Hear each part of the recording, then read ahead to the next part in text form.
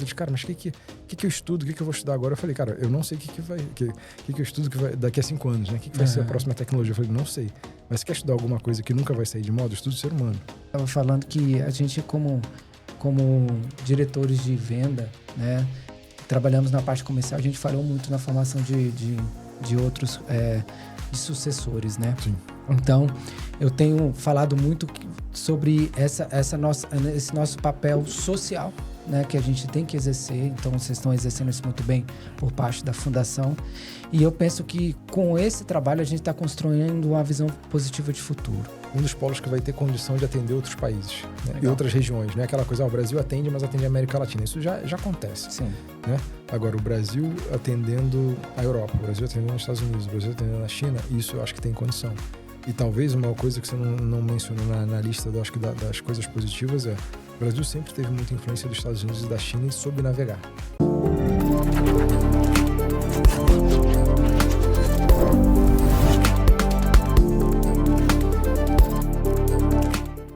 Fala, pessoas! Estamos aqui em mais um 4Cast Delivery. Eu estou aqui em São Paulo com meu amigo Serjão. Tudo bem, Serjão? Tudo bem, com você? Vocês estavam com saudade do Serjão, que ele não estava participando dos episódios, é porque a gente não estava vindo a São Paulo. Hoje a gente está aqui com uma agenda bem lotada, graças a Deus, e com pessoas extraordinárias.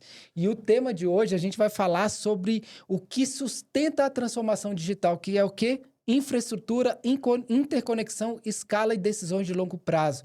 Nós vamos falar com o nosso amigo Vitor Arnaldi, que é da Equinix. Só apresentando para vocês, ele é presidente da Equinix do Brasil, a maior plataforma global de interconexão e data center do mundo.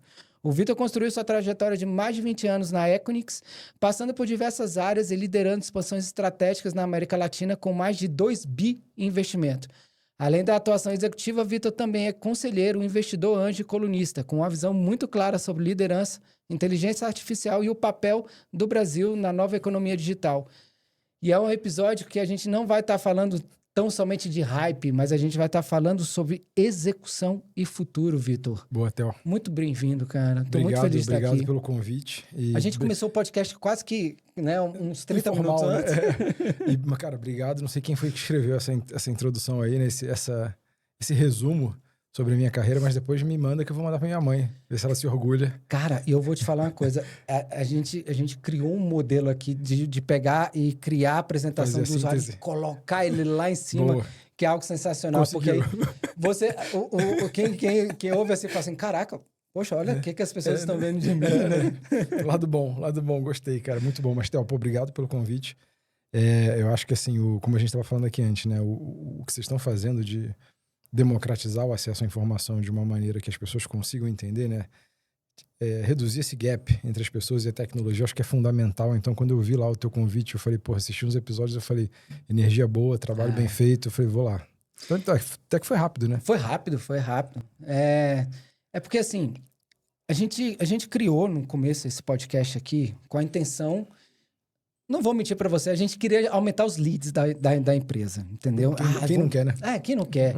E aí vamos falar sobre tecnologia. Só que no meio do caminho, a gente viu que não é sobre tecnologia. As pessoas, elas sabem que existe a tecnologia, falam assim, cara, a tecnologia, eu vou lá, pesquiso no Google e na minha IA e ela vai me trazer a resposta. Sim. Mas a tecnologia com a visão do Vitor... É outra coisa. É outra coisa. Então, hoje é mais sobre pessoas aqui, o nosso podcast, do que tecnologia. E aí tá gerando bastante engajamento. Isso pra gente tem deixado a gente muito feliz, cara. Não, missão cumprida, cara. Eu vi outro dia até a retrospectiva lá com o copiloto do café. Foi muito bom. Muito bom, cara. Cara, eu costumo dizer que a gente abriu mão da nossa reputação há muito tempo. Ah, mas isso, cara. E aí a gente já gravou uns vídeos assim que a galera fala, cara, vocês são muito doidos. Eu falei, é por isso que as pessoas querem conhecer a tecnologia do jeito da gente, porque a gente fala a linguagem do povão, entendeu? É isso. Boa, cara.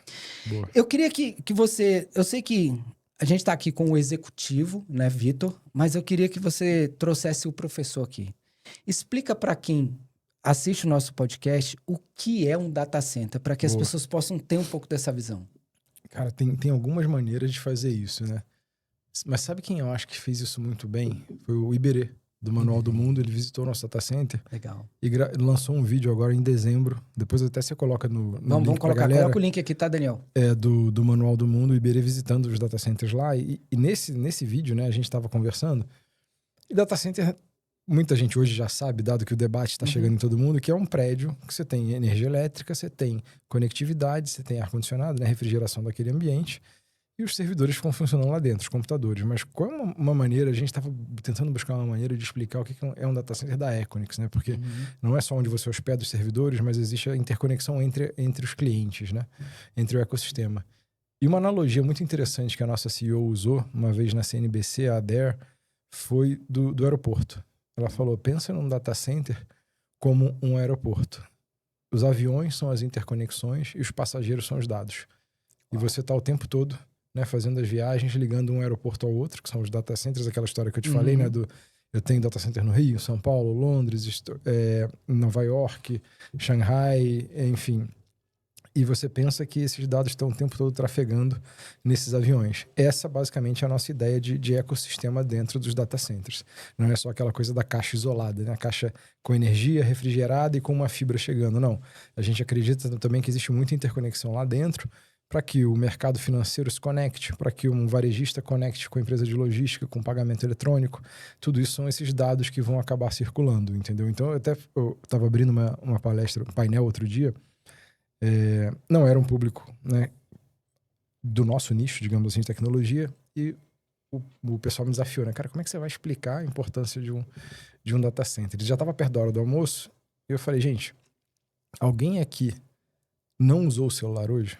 Obviamente, todo mundo usou o celular, já tinha usado o celular. Eu falei, então obrigado, vocês já visitaram o data center da Equinix, porque hoje a Equinix, ela nos horários de pico, mais de 50% da troca de tráfego do país são feitos só nos data centers de São Paulo da Equinix.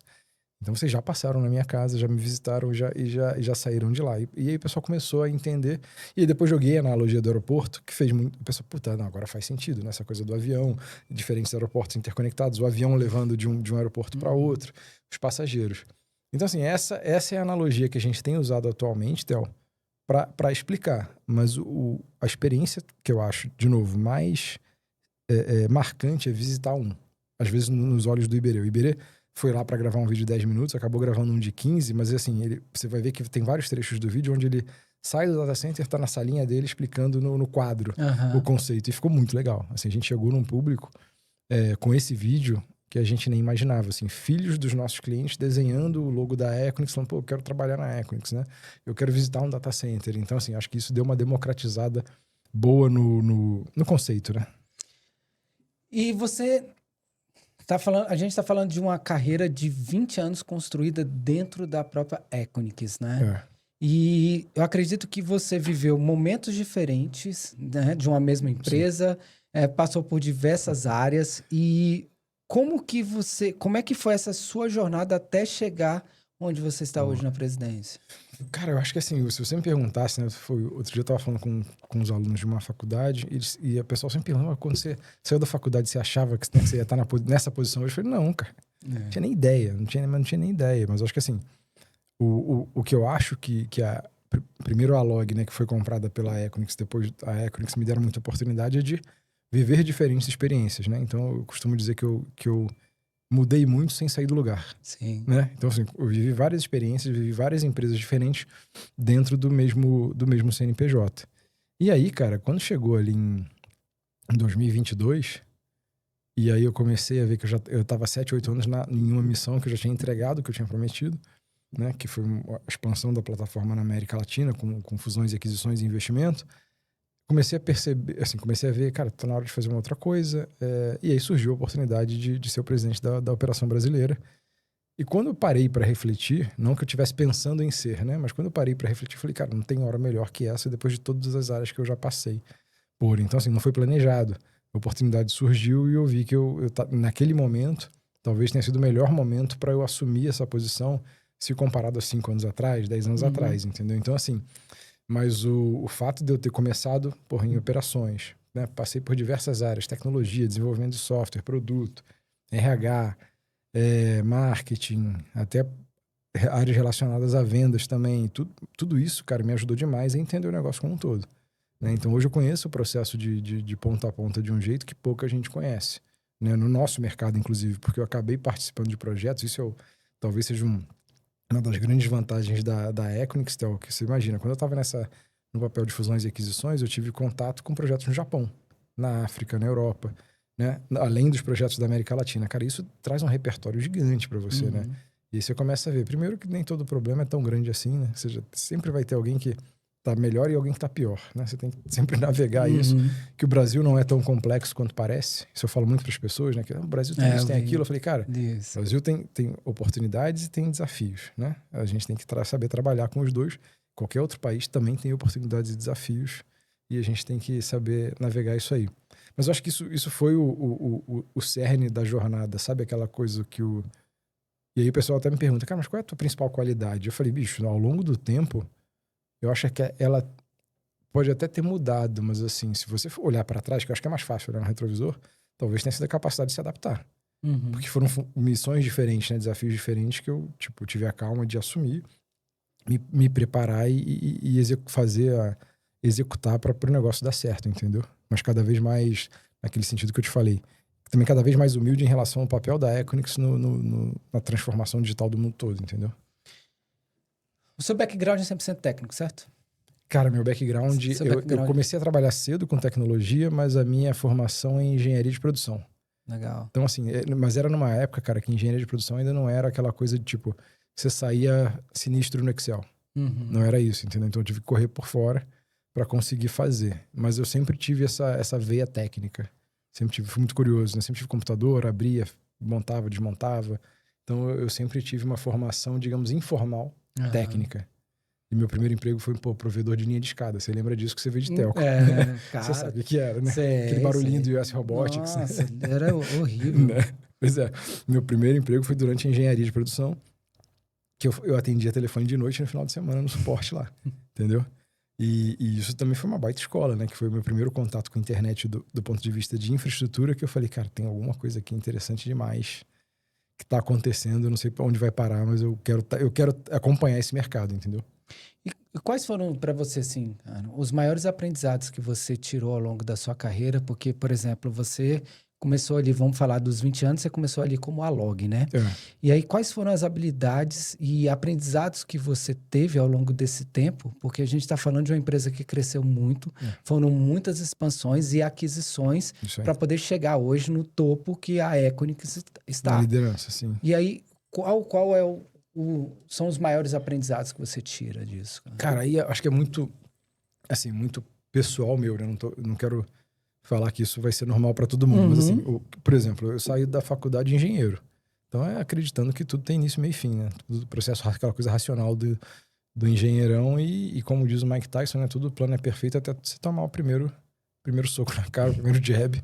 E aí você vê como é que é a vida real. Então, como eu sempre trabalhei durante a faculdade, eu acho que isso me ajudou muito a entender, né? Aquela coisa, o acadêmico e o profissional. E não tem essa de separar, você tem que juntar o melhor dos dois e criar o teu repertório. E aí, cara, no início eu era assim, eu tava mais no front, né, na execução, e depois eu comecei a assumir cargos de liderança e fui subindo. E eu acho que o que mais me impressionou é como a gente não ensina a liderança como deveria no início, né, pra galera sair mais calejada nesse sentido, entender o ser humano, né? E eu comecei a perceber o poder do que a Equinix fazia no sentido do seguinte: engenheiro de produção, você estuda estratégia, gestão financeira, gestão de produção. E, cara, eu vi algumas vezes a gente discutir algumas coisas, né, sobre estratégia do tipo, o que vai mudar daqui a 3 anos? O que vai mudar daqui a 5 anos? Mas acaba sendo um exercício de futurologia. E as empresas que têm longevidade e relevância são aquelas que são baseadas em coisas que não vão mudar. Né? E que tem uma estrela do norte que é tão forte que você vai discutir daqui a 20, 10 anos, 30 anos, você vê, cara, a estrela do norte continua a mesma. Talvez a tecnologia, os processos para entregar aquilo ali sejam diferentes, natural, mas o objetivo continua sendo o mesmo. E a Equinix sempre teve essa coisa de aproximar o usuário da informação nesses ecossistemas. Não mudou. Antes eu fazia interconexão com cabo físico, agora eu faço via software, né? Com AI junto e tudo mais. Mas a estrela do norte continua sendo a mesma. Isso traz uma tranquilidade para você executar, sempre lembrando qual é a missão, tranquilidade para o investidor, tranquilidade para todo mundo que faz, porque é capital de longo prazo, né? Se você não tiver essa tranquilidade, cara, você vai entrar num ciclo negativo. Mas, obviamente, como você é líder, você tem uma pressão muito grande. O que eu aprendi aí na jornada de liderança? Por que eu cheguei nesse ponto? Voltando para a jornada de liderança, eu comecei a perceber o seguinte. No início, eu achava que o meu perfil de liderança era o XYZ e tinha que ser assim. Comecei a perceber que, porra, se você quer ser um líder de verdade, perfil de liderança depende de quem você está liderando, né? E não depende do teu ego, né? Aquilo que você falou, esquece o ego, bicho.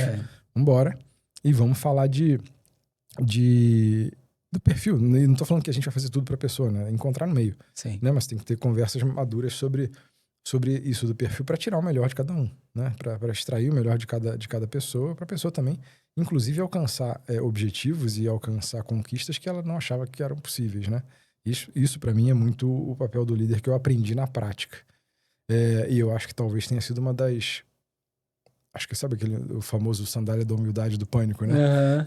Aí você começa a perceber que as coisas são muito mais simples do que elas parecem, né? Porque liderança é um exercício de vulnerabilidade, que você depende dos outros. Né? Total. Você tá ali, você depende muito dos outros. Então, quanto mais cedo você descobrir isso e entender, né, como funciona o ser humano, e aí eu até respondi nesse podcast que eu gravei com os alunos, eles, cara, mas o que eu estudo, o que eu vou estudar agora? Eu falei, cara, eu não sei o que eu estudo daqui a 5 anos, né? O que vai ser a próxima tecnologia? Eu falei, não sei. Mas você quer estudar alguma coisa que nunca vai sair de moda? Estuda o ser humano. Entende as pessoas. Você vai estar sempre fazendo negócio com gente, né? Você vai estar sempre precisando das pessoas para construir uma empresa ou para ser um servidor público, né, ou para trabalhar no setor privado, você tem que interagir, você tem que influenciar, você tem que negociar. Sem entender as pessoas, cara, tua chance de sucesso é muito, muito reduzida. Né? Então, eu acho que esse talvez tenha sido o maior aprendizado. E é engraçado, né? Porque assim, você vê, não falei de tecnologia. Né? Pô, a gente já investiu bilhões e bilhões, a gente já viu várias versões, mas eu acho que quanto mais a gente evolui, mais simples fica a resposta, né? Cara, muito. Queria entender de você, porque assim, você hoje, a nível profissional das pessoas que a gente trouxe aqui no podcast, a que mais tem tempo de casa, a gente trouxe o Ronan Damasco, né? Diretor de tecnologia da Microsoft, ele está 32 anos na Microsoft e agora. Aí era o Humberto Mancebo, da AWS, com 10 anos, inclusive ele anunciou agora um novo desafio. E agora vem você com 20. O que era a Equinix há 20 anos atrás? O que é hoje, cara? Pô, essa é boa, hein? Cara, eu acho que lá atrás, há 20 anos atrás, era uma startup, né? Era aquela coisa de capital limitado, né? Assim, era uma ideia que ainda estava se provando. E hoje... E aquilo que você falou, né? Que de 2005 a 2011 foi a Log. Sim. Depois foi comprado pela Equinix e a gente conectou na nave-mãe, digamos assim. Hoje é a maior plataforma do mundo de data center, né? Então, assim, quando a gente fala alguma coisa, a gente que cria a próxima prática. Todo mundo tá olhando pra gente para fazer o relatório de sustentabilidade. O que a Equinix está fazendo? Né? Como é que a Equinix reporta os números? Como é que a Equinix treina as pessoas? Vamos lá, vamos pegar talento da Equinix ou vamos imitar o que a Equinix está fazendo. Hoje tem player que imita até o nome dos nossos produtos, né? Para fazer igual. Assim, fazer igual. Né? Por que eu tô falando isso? Porque, para mim, eu pensando como um brasileiro médio, tá? Pensar em algum empreendedor que ele teve a ideia de montar um data center. Por quê? O meu background é telco, né? Eu venho de telecom. E a maioria dos data centers que eu conheci que nasceram na minha época eram data centers que eram de operadoras. Sim. A operadora já tinha a central dela lá, fazia toda a parte de troca de tráfego. Sobrou um espaço, vamos começar a vender serviços de data center. Mas foi a primeira vez que eu me deparei com uma empresa que ela já nasceu com um propósito de data center, foi a Log lá atrás. Inclusive, quando eu vi o nome a Log, eu já chegava num cliente que falava que era cliente da Log, eu já falava assim, então, beleza aí, porque os caras eles têm expertise em cima desse negócio. Já, para mim, que vinha do background de operadora, a operadora estava aprendendo a ser um serviço de data center, entendeu? Então, eu queria entender essa lógica, porque para mim foi uma oportunidade, né, que a gente enxergou, mas talvez a oportunidade maior tenha sido da própria Equinix de enxergar que, assim, aquilo que eu te falei do fundador, né, da Equinix, o cara que chega em 1998 Sim. E entende que se a internet continuasse crescendo do jeito que estava crescendo, ela ia colapsar. se ela não tivesse esses pontos de troca de tráfego dos ecossistemas, eu falei, o cara tá vivendo muito no futuro, né? Sim, muito. O cara já tá tendo acesso ao chat GPT há 30, 40 anos atrás. Em 98 a gente tava discutindo aqui ainda a privatização das telecoms, né? O cara já tava o cara já tinha um problema naquela época. O cara já tava com essa visão de futuro, assim, eu acho que essa talvez tenha sido o maior clique, né? Que aí ele cria esses data centers que são locais neutros, que vão atender os operadores e os outros ecossistemas, e cria essa categoria chamada interconexão também, que é toda essa conexão que acontece dentro do data center entre a operadora, o player de conteúdo, o player do mercado financeiro, o player, né, de busca, o player de logística. Eu acho que isso foi talvez o que transformou esse mercado. O Jim Collins, uma vez, em 2011 ou 2012, eu lembro que ele foi numa reunião de vendas global nossa, ele falou, vocês mudaram a forma como o mundo compra data center. Né? Como o mundo compra capacidade de data center, que eu acho que é exatamente isso que você falou. E aí, aqui no Brasil, a gente teve assim, a nossa, digamos, tropicalização desse conceito, né? Com a Log, a gente fazia um serviço um pouquinho numa camada acima, mas eu acho que a sacada maior é essa criação da categoria chamada interconexão, sabe? Sim. De entender o data center como um lugar neutro, que todo o ecossistema vem ali, vai se interconectar, e o que está acontecendo ali, acho que é entre esses players, né? E aí talvez a Equinix tenha evoluído um pouco depois para fazer a interconexão funcionar entre os data centers também. Né? Que é conectar São Paulo com Nova York, Nova York com Londres com Hong Kong, né? Essas rotas que fazem sentido para alguns dos ecossistemas. Mas quando você fala isso a gente está falando não só a nível dos clientes finais, né? Vamos colocar assim, isso. Que são clientes da própria Equinix, isso aí. Como também dos parceiros que são outros provedores de tecnologia, exatamente. De data center, como vários fabricantes que a gente tem a nível mundial, que também passam por esse ecossistema. Cara, exatamente, Theo. Imagina o seguinte, hoje eu devo ter, cara, mais de 10 mil clientes no mundo todo. Mas se você for contar os clientes indiretos que eu atendo, aí, bicho, é centenas de milhares, entendeu? Então, assim, por isso que... Mas talvez esse seja o poder de você pensar num ecossistema que é verdadeiramente neutro. Que você criando essa plataforma, você começa a dar oportunidade para que outras plataformas surjam em cima da sua. E você não tem nem controle disso, e tudo bem. É o valor que está sendo criado. É uma segunda camada, terceira camada de valor. Lembra aquilo que eu te falei das empresas que não eram prestadoras de serviço, né? Dentro do Fabric, criando seus perfis para conectar com o seu ecossistema via o portal. Como a gente tem uma audiência muito grande aqui de Microsoft, explica para o time o que é o Fabric. Pô, o Fabric porque o pessoal vai achar que a gente tá falando de dados aqui. Não. É infra mesmo. Então, assim, pro pessoal conhece o Azure, né? O Express Route, que é aquela forma de conectar direto com o Azure. O Equinix Fabric, ele é uma maneira de você ter essa conexão direta, só que por software. Ao invés de você ter conexão física direto com o Azure, você vai ter uma conexão física com o Equinix Fabric, e a partir desse portal você vai escolher, eu quero 100 mega ou 1 giga com Azure, mas eu também quero fazer multi-cloud com roteamento, com OCI, com AWS, com GCP, ou com uma NeoCloud, que agora está sendo muito usado também, né? Eu quero conectar direto com a Grok dos processadores de inferência. Você consegue fazer isso via Fabric através de alguns cliques. A partir de uma conexão física, você vai estar nesse portal, e aí a largura de banda que você contratar, você consegue fatiar para conectar com vários players e não só uma nuvem, né? E a gente viu isso que tá ficando cada vez mais normal na vida do CIO, que você pergunta, cara, mas o que você usa de CRM? Tá.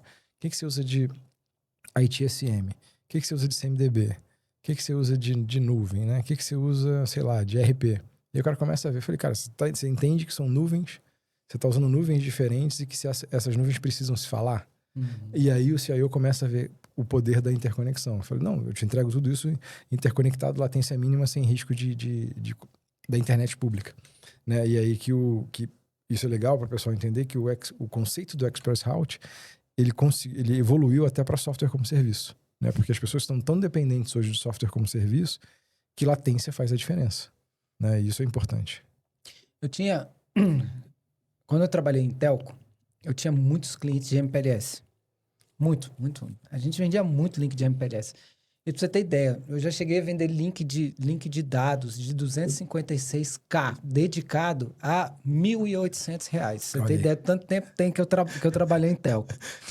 E na época, eu trabalhei tanto em operadora como provedores pequenos, né?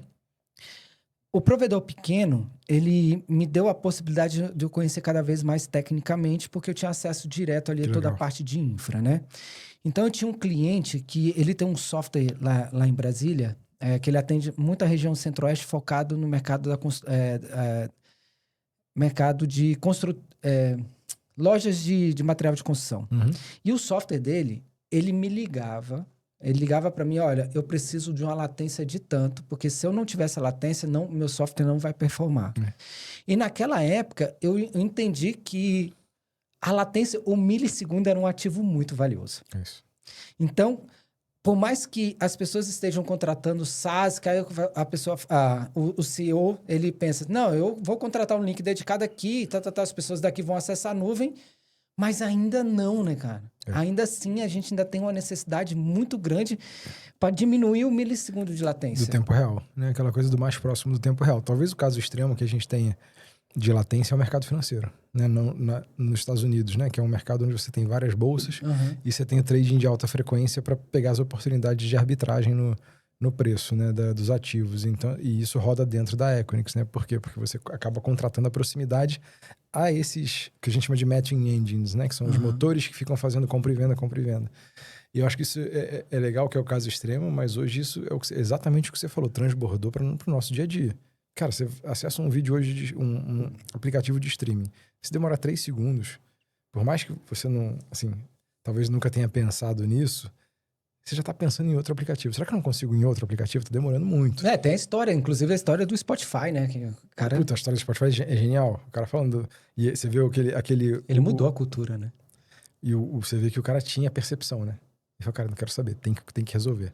Se vira, né? Mas assim, você vê que ele tinha muito claro o que ele queria nesse sentido. Mas é exatamente o que você falou. Eu acho que o que você falou é muito poderoso, Theo, que é o seguinte, a latência, né? Que é a proximidade física do dado. Se o dado é o novo petróleo, a latência ela fica mais valiosa e não menos. Sim. Né? E cada vez mais os nossos hábitos eles estão ligados a gerar conteúdo em tempo real e consumir conteúdo em tempo real. E você vê aí o poder do ecossistema, que antes a própria Equinix eu acho que é um exemplo disso. Nossa história começa com operadora, depois vai para player de conteúdo, aí vai evoluindo, player de nuvem, né? E todos os ecossistemas agora usam a Equinix, mas assim, mostra como o conceito de latência está cada vez mais conhecido e entendido por todos os setores, cara. Hoje, um dos setores que mais cresce com a gente, lá, além de saúde, financeiro, é agro. Você tem uma ideia. Né? Que também entende a necessidade disso. Internet satelital está ficando gigante com a gente também. Então, assim, todo mundo já percebeu para onde a gente está indo. E eu acho que não é, assim, as pessoas que estão... Hoje a conectividade ela já é muito mais simples do que na nossa época de telco. Na minha época de provedor, na sua época de operador e de provedor também. E acho que tá todo mundo percebendo que a conectividade vai chegar num ponto, né, Theo, que ela vai ficar que nem eletricidade. A gente não vai discutir se você tá no 5G, no Wi-Fi 7 ou no satélite. A gente vai discutir o seguinte, tá ligado ou não tá? Né? Tá conectado ou não tá? E quando você chega num ponto desse, né, que é tão acessível, e a gente vai ter uma largura de banda tão grande, né, na mão do celular, no laptop, no tablet, cara, aí que eu acho que é a explosão cambriana de consumo de dado e de geração de dado, em todos os sentidos, né? Vida pessoal, vida profissional, agentes, IoT, tudo isso conversando e fazendo esse volume de dados explodir, que eu acho que é para onde a gente está caminhando, né? Já é um negócio, assim, hoje já é um negócio gigantesco com o que a IA está proporcionando, mas eu acho que é só o começo, sabe?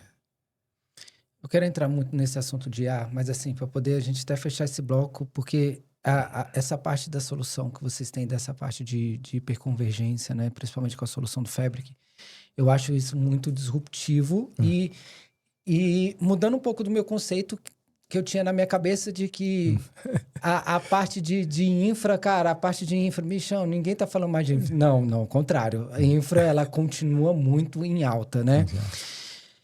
Hoje, dentro do ecossistema da Equinix, praticamente não. Quantos provedores de serviços SaaS existem na base que fazem uso da solução de vocês do Fabric?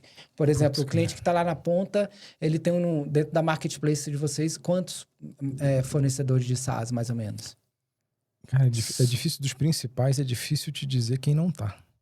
Uau! Entendeu? Então, assim, eu acho que é nesse nível. Mas aí, de novo, não que ele faça tudo via Fabric, mas para os clientes específicos que querem consumir sem passar pela internet pública, assim, os grandes, eles já entenderam que isso é uma necessidade, ter essa rota mais segura, né? Então, eu acho que é mais difícil dizer quem não tá. Óbvio que a gente não pode falar todos os nomes, dependendo da criticidade, mas, assim, hoje os principais estão com a gente.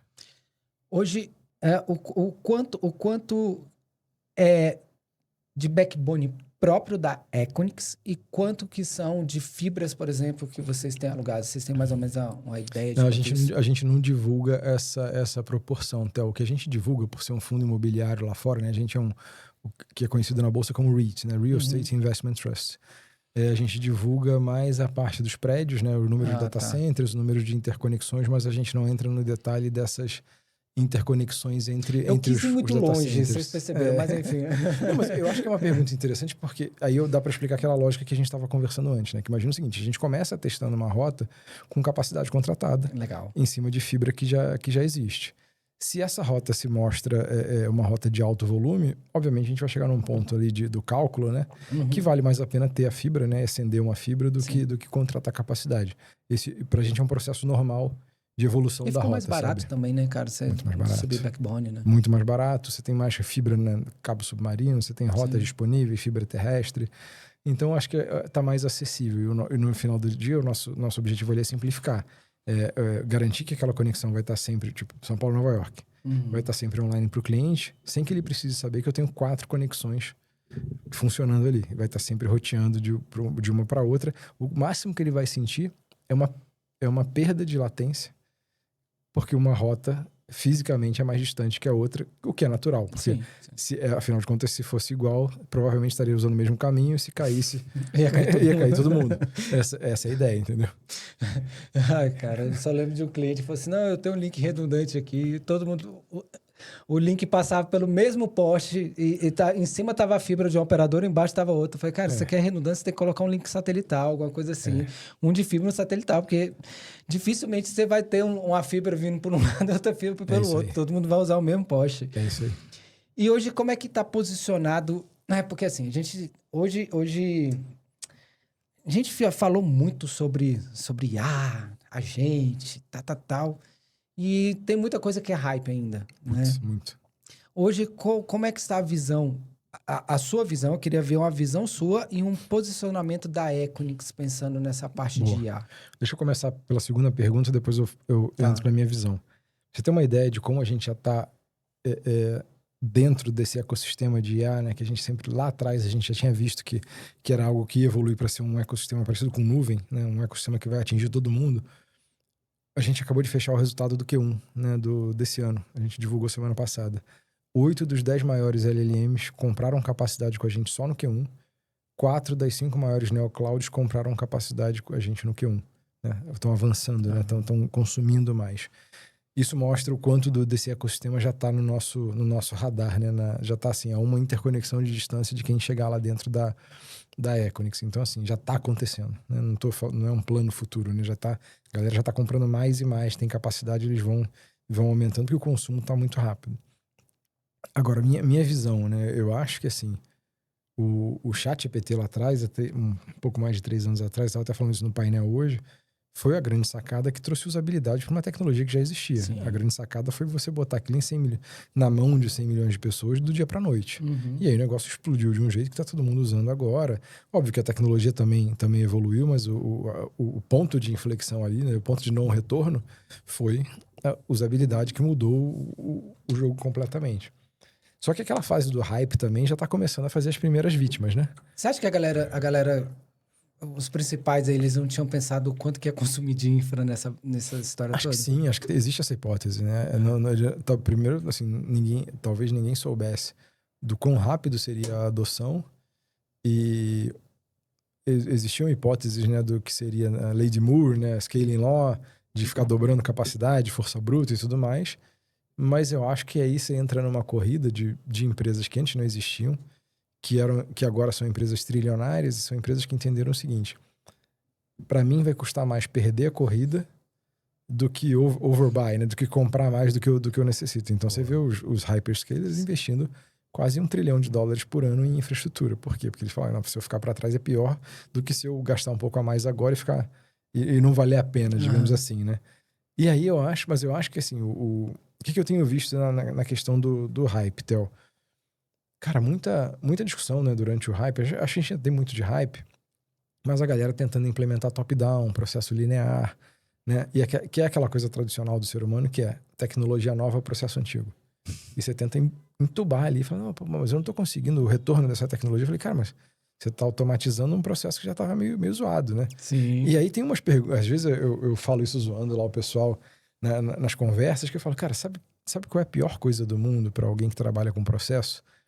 É você automatizar ou otimizar um processo que não precisava existir. Uau! Que é a pergunta anterior que você tem que fazer, né? Porque se você tem uma tecnologia nova que dá para repensar a tua estrutura e teus processos, a primeira pergunta que você tem que fazer é, tá, mas por que isso está aqui? Né? E aí, se você chegar à conclusão, cara, talvez esse processo não tenha que existir mais, porque agora você tem um agente que conversa com você e vai te dar as respostas. Você não tem que fazer aquele A, B, C, D para chegar na resposta. Eu acho que é a primeira coisa que as organizações estão começando a perceber agora, que é, primeiro, para eu extrair o valor real, eu tenho que entender o que a tecnologia é capaz, eu tenho que repensar esses processos. E aí começa, sim, uma discussão. Mas eu acho que isso não que isso seja assim. Eu acho que faz parte do nosso ciclo de adoção de tecnologia. Lembra de nuvem em 2010. A gente não ia sentar nessa mesa aqui e falar, porra, Theo, a nuvem acabou de chegar no Brasil, nuvem pública, e eu tô aqui, já tô vendo aqui que vai ter o Uber, o iFood, o 99. A gente nem imaginava. O Zoom, a gente nem imaginava disso. E hoje a gente não... Você sabe qual é a nuvem que roda o Zoom?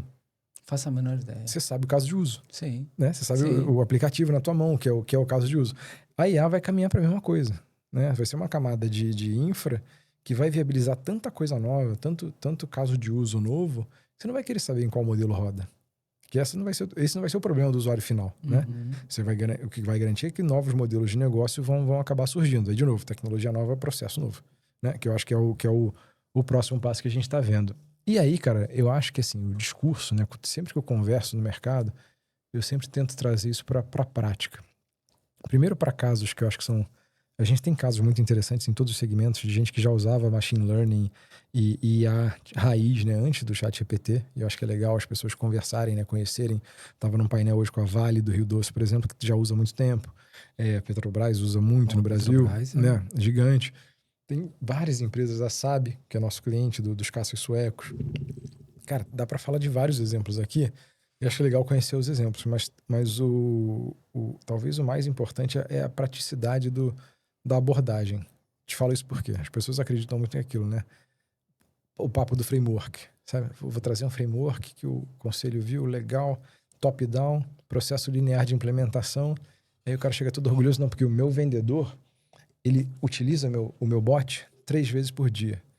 Cara, outro dia eu tava num painel, aí eu tava conversando com era um amigo meu, aí cheguei pra ele depois do painel e falei, bicho, se o teu vendedor utiliza 3 vezes por dia, qual é o modelo que ele tá usando 10 vezes mais por dia? Sim. Porque assim, se você acredita que ele só utiliza 3 vezes por dia um modelo de IA para obter informação, ele tá conseguindo em outro lugar. Né? Não tem condição. Não tem condição. Você não usa só 3 vezes por dia. Até se você pegar... Hoje a busca do Google ela é integrada no Gemini, então já é uma busca de IA também. Então, e aí a gente começou a trocar ideia e falou, cara, é verdade. Olha que interessante isso aí. E eu falei, por que você não sai dessa assim? Não que a abordagem não tem que ter um framework claro de para onde você está indo, a direção e tudo mais. Mas como é que você detecta isso de experiência prática? Como é que você detecta os low-hanging fruits, né? O quick win, que vai ser o teu campeão. Cara, pega o teu tráfego de rede e já vê que a Shadow AI está rolando. Você vai conseguir identificar os padrões de tráfego, ver o que a galera está usando. E não no sentido de invasão de privacidade. Eu só quero ver assim, a área do Theo tá usando o quê? Porra, tá usando Claude, tá usando ChatGPT, tá usando Gemini, mas eu tô sentindo ali que Cloud Code é um negócio para ele. Theo, vem cá. Cara, me ensina. O que você tá usando isso aí? Você vai começar a descobrir uns casos de uso que o cara já venceu, inclusive, silos da empresa. E aí, a tua missão, né, como direcionador na empresa de um projeto desse de AI tem que ser, cara, implementa os guardrails, mas não proíbe isso de acontecer. Usa como alavanca. Cara, isso funciona muito bem. Porque assim, se você acreditar que é um processo linear, waterfall, bicho, vai ser atropelado pelo que a tecnologia está fazendo e por quem está conseguindo fazer implementações que eu acho que são boas, né, nesse sentido. E isso eu acho que é muito interessante, né? Porque no final do dia é gestão de mudança. Você tira a tecnologia, tira IA, põe outro nome de tecnologia, eu acho que o que eu estou falando funciona do mesmo jeito do ponto de vista de gestão de mudança, de comportamento, que é hábito, né? Que a pessoa vê lá, a ferramenta, você chega, você recebe lá o teu copilot para usar. Com 5 mil controles, você não consegue fazer nada. Cara, você vai usar o ChatGPT no teu celular, você vai usar, né, no teu iPad, onde você conseguir. Tem que haver uma mudança de cultura, né? tem que acompanhar. A tecnologia por si só ela não faz nada. Tipo, se você não tiver uma cultura onde você pode revisar o processo e questionar se aquela atividade deveria existir, cara, acho que era o Bill Gates que falava isso, né? Que assim, se você pega um problema, pega um processo problemático e automatiza ele, no final, o que você ganha? Um problema muito mais produtivo. Sim, Né? total. Não é uma solução. Então, eu acho que o desafio continua sendo de adoção, muito maior que a tecnologia em si, né? De você fazer as perguntas certas antes e trabalhar essa mudança, né? Para conseguir levar o time junto, né? E sempre lembrando que a empresa é um organismo vivo. Sim. Não vai ser todo mundo andando no mesmo passo, né? Algumas áreas vão andar mais rápido que outras e tudo bem. É parte do jogo, entendeu? Nessa parte de iniciativa de IA, onde que a Equinix vai se posicionar nessa cadeia? Ela pensa numa visão de ter produtos focados para essa área ou ela está somente ali como parte de infra? Cara, pensa no seguinte. Eu vou usar IA no meu processo de ponta a ponta, mas não necessariamente vai ser... Vai produtificar isso lá. Assim, eu vou ter o ecossistema de IA tá comigo. Então, assim, se você quer acessar a rota mais rápida para acessar uma NeoCloud lá fora, você vai conseguir fazer via Fabric, porque no final é um desafio de latência. Legal. Né?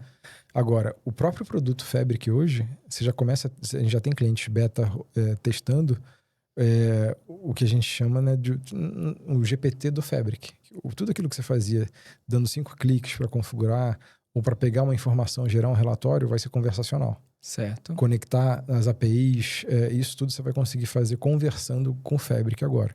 Que pra gente é um dos casos assim, de você melhora a usabilidade do Fabric, né, do Equinix Fabric, usando recursos que as pessoas hoje estão acostumadas a usar, que é uma interface de LLM, né? Sua interação com esses agentes. Então, assim, isso vai estar embutido em vários processos. Nesse caso do Fabric, é algo que vai estar visível para o usuário. Agora, eu também vou estar usando modelos de IA para melhorar o fluxo de refrigeração do meu data center, que isso é custo na veia, termodinâmica. Né? Eu vou usar IA para melhorar o meu processo de gestão de capacidade dos data centers, né? Que é aquela coisa, como eu tenho 100, 200, 300 clientes dentro do data center, como eu aloco eles, pode fazer com que eu gaste mais ou menos de refrigeração, de acordo com a densidade de cada cliente do ponto de vista de energia. Então, isso a gente já está trabalhando muito, né? Que vai além do tipo, as funções mais de back-office vão ter lá Copilot disponível, o nosso agente disponível para acessar a informação, tudo isso rolando já.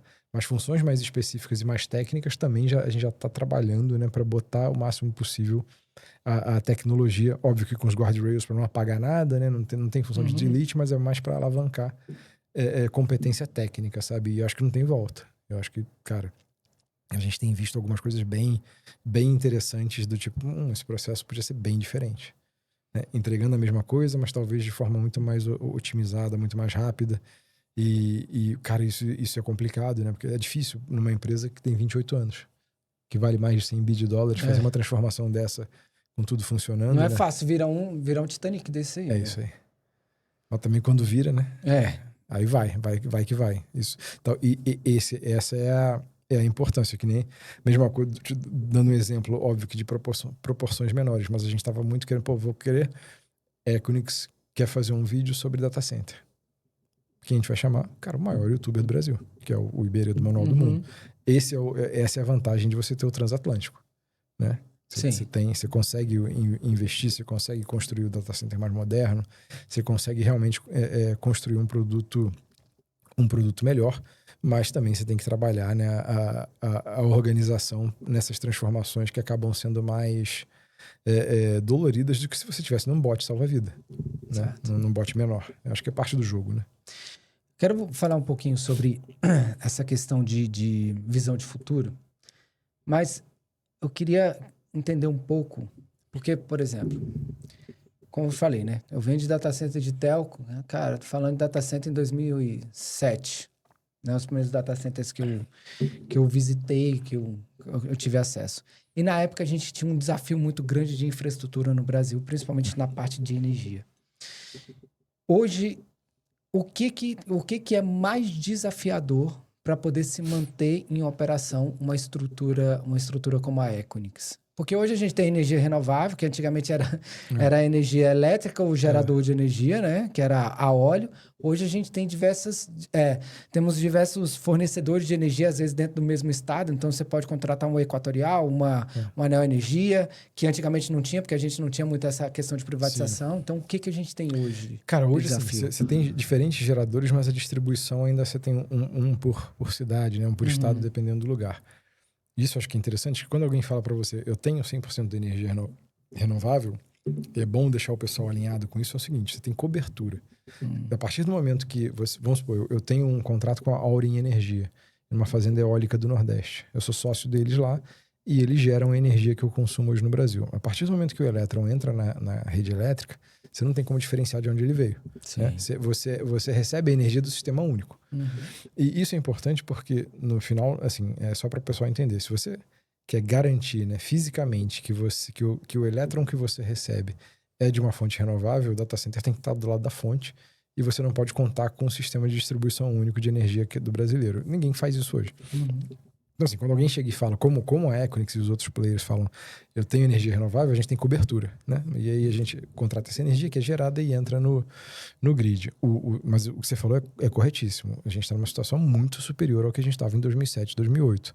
Né? Então, assim, muito mais sofisticado. O Sistema Único de Distribuição, para mim, é um dos exemplos assim, de sucesso no mundo. Por mais que tenha limitações, por mais que a gente tenha desafios, mas você vai para países como os Estados Unidos, você tem, sei lá, 3 ou 5 sistemas diferentes que não se falam.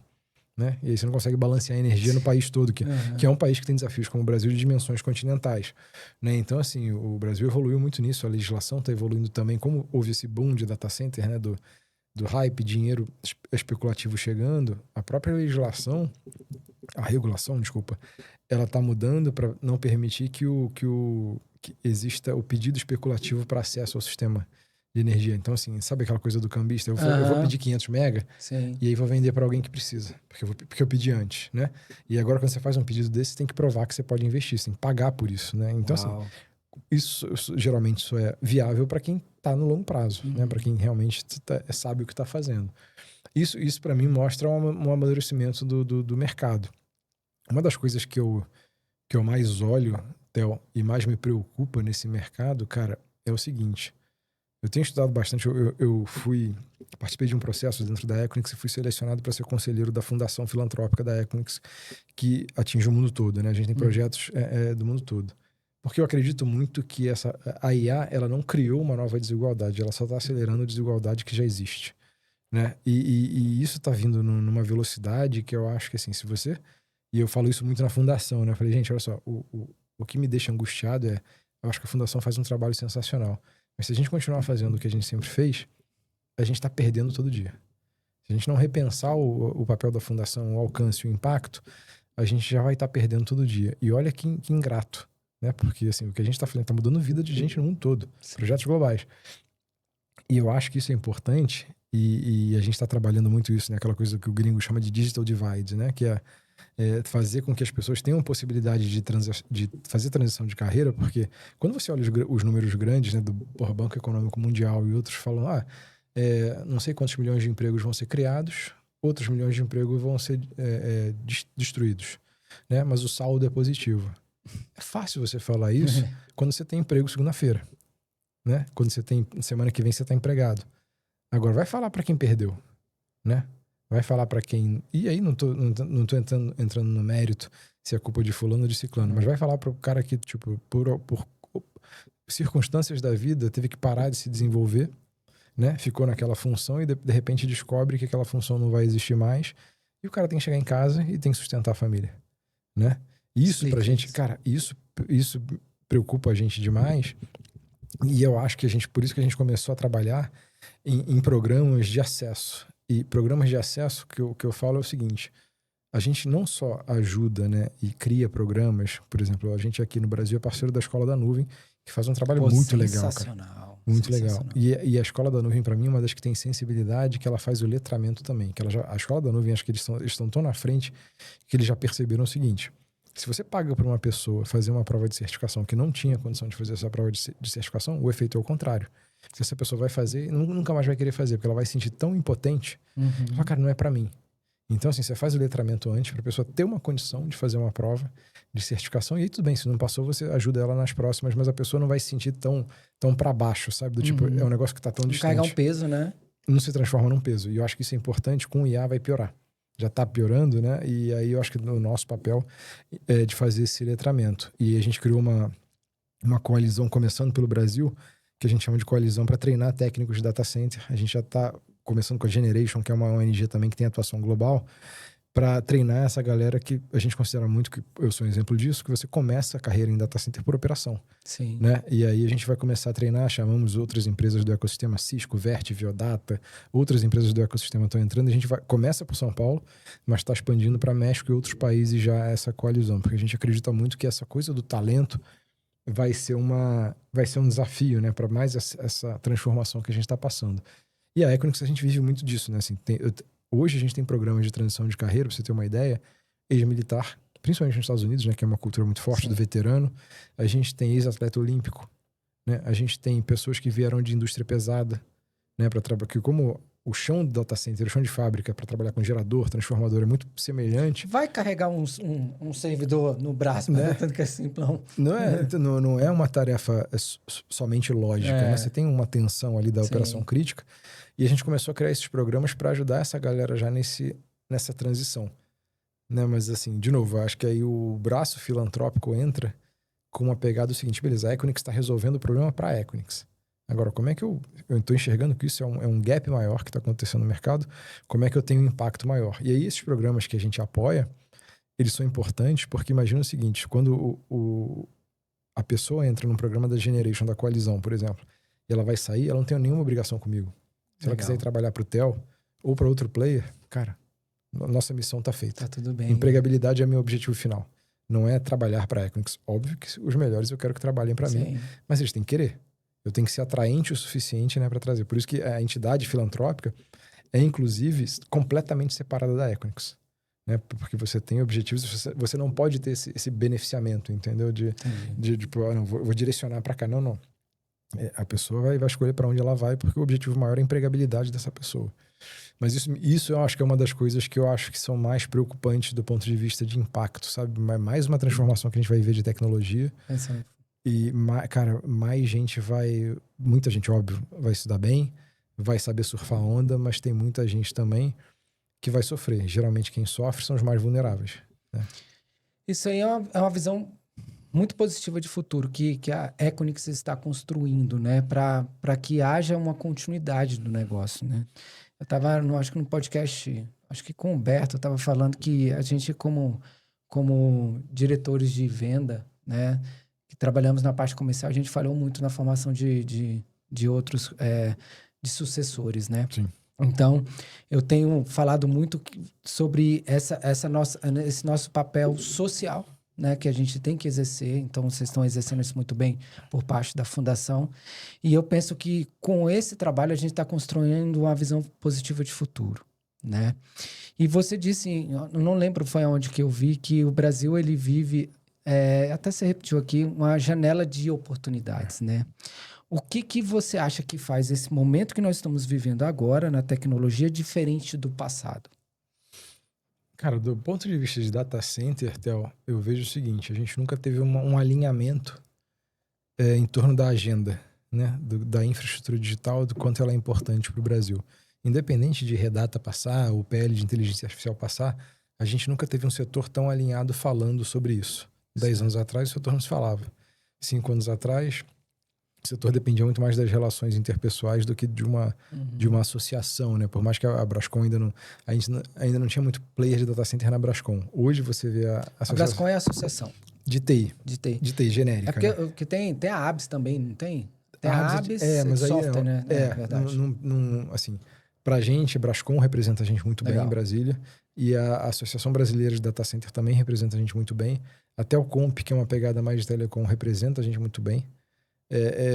E agora a Digia também tá indo nessa pegada. Então, assim, a gente nunca teve um alinhamento tão grande entre players e entre associações dessa oportunidade. E no final, essa oportunidade é o seguinte, imagina, hoje, o Igor Marquezini, né, que era um assessor especial lá do Ministério da Fazenda, ele, que criou o Redata, ele falava, cara, eu tô fazendo uns cálculos aqui, a estatística que eu tenho é o seguinte, 40% dos workloads de cloud pública das empresas brasileiras rodam no Brasil, 60% rodam fora do Brasil. Sim. Por quê? Porque é mais barato rodar fora, então eu só vou rodar o que precisa no Brasil, que eu tenho que ter latência, né, perto. Se eu corrijo, né, essa ineficiência tributária que eu tenho, essa coisa estrutural, eu passo a atrair esse 60% do workload. O cara vai pensar, mas se eu vou pagar o mesmo preço, óbvio que eu quero uma experiência melhor para o meu usuário. E se você for além disso, né, da parte tributária, que também vai ser, não só o Redata, mas a reforma tributária ajuda a simplificar. Mas se a gente tiver um PL de inteligência artificial forte, conectado com outros arcabouços regulatórios de outros países, a gente tem a condição de transformar o Brasil num desses polos, que eu não acho que vai existir um só, mas um dos polos onde vai ser possível treinar modelos de inteligência artificial. Né? Que você vai ter aqueles grandes data centers que vão ser focados só em ficar rodando GPU o tempo todo para treinar modelo e cuspir o modelo para os pontos de inferência, digamos assim.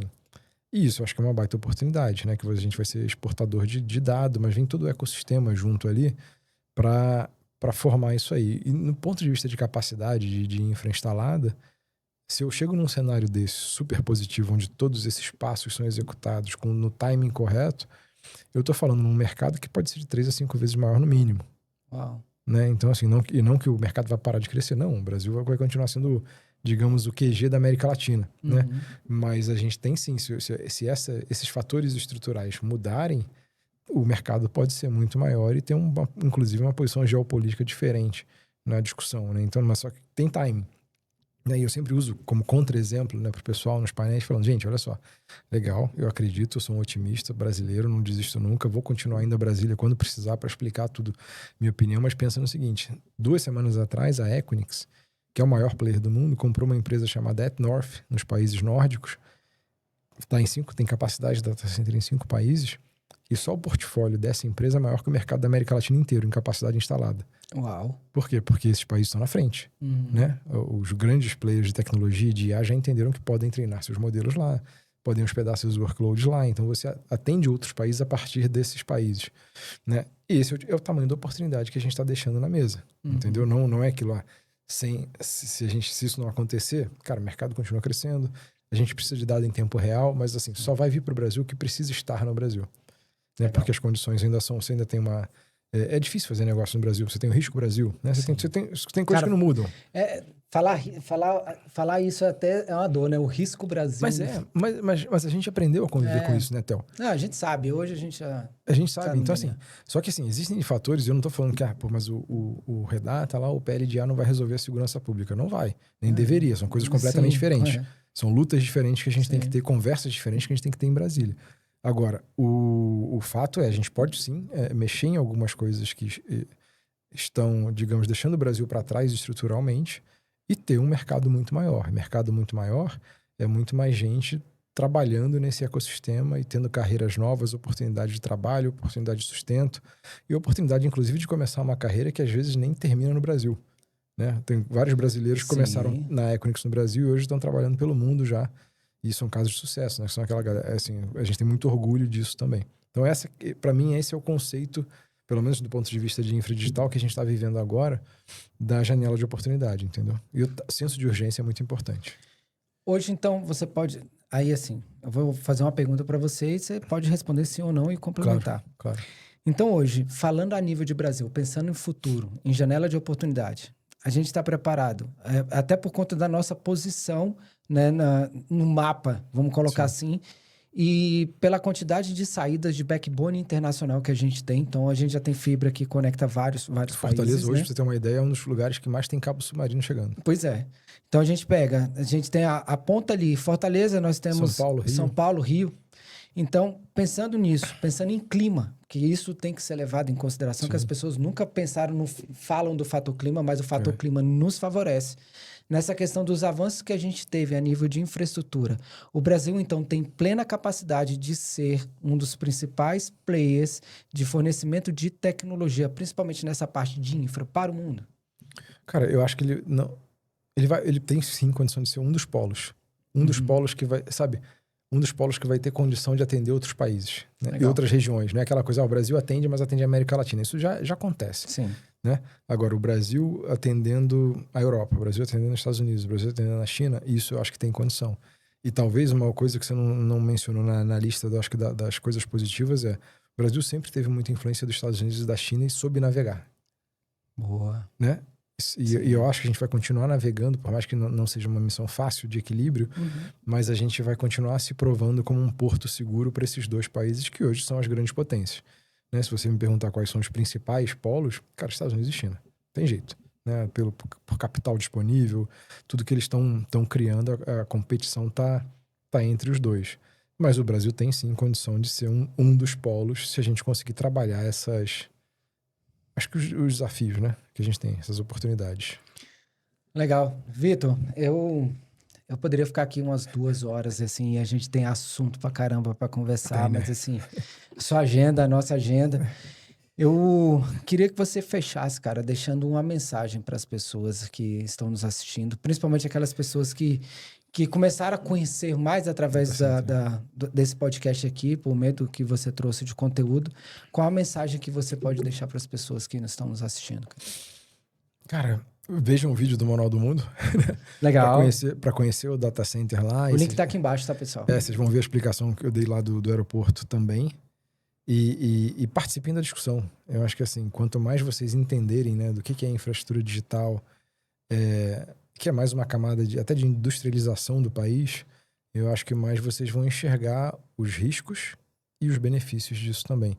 Para evitar aquela coisa de ler só na manchete, né? Se ler só no clickbait e achar que é verdade, né? Então, assim, quanto mais vocês tiverem a oportunidade de entenderem a infra digital necessária para você fazer tudo que você faz no celular hoje, né? Tudo que você faz no seu laptop hoje, eu acho que não é perda de tempo. Tem muita gente que acaba se descobrindo, né? Quando entende a complexidade dessa infra, cara, quero trabalhar com isso. Vamos. Olha, não falta oportunidade. E com isso também você vai aprender a valorizar todos aqueles aplicativos que estão na loja e falar assim, cara, eu acho que eu vou pagar a assinatura desse software aqui para poder ajudar um pouquinho esse camarada. Alguém trabalhou muito com esse camarada aí, tá online, isso aí. Vitor, muito obrigado pela sua participação. Prazer, cara. Volte sempre, as portas estão abertas. Legal. Eu vou assistir o vídeo Manual do Mundo, mas eu quero ainda fazer uma visita lá na Equinix para poder conhecer cada vez mais. E para vocês que participaram desse podcast aqui com a gente, meu muito obrigado e aguardamos vocês nos nossos próximos episódios. Um abraço a todos.